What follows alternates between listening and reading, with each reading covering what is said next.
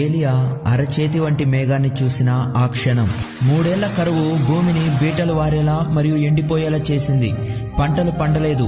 ప్రజలు నిరాశలో మునిగిపోయారు.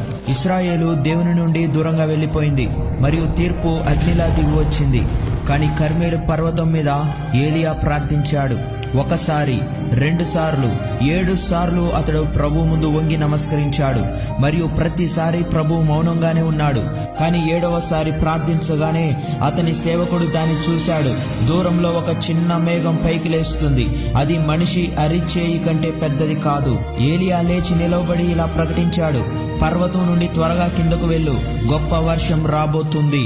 ఎంతో కాలంగా ఎదురు చూస్తున్న వర్షం కురిసింది.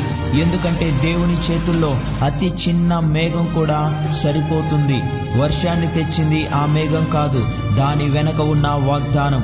మనం విశ్వాసంతో ప్రార్థించినప్పుడు దేవుడు ఇప్పటికీ వర్షాన్ని పంపిస్తాడని మీరు నమ్మితే ఆమెన్ అని టైప్ చేసి ఇలా ప్రకటించండి, ఒక చిన్న మేఘమైనా చాలు దేవుని కార్యం చూడటానికి.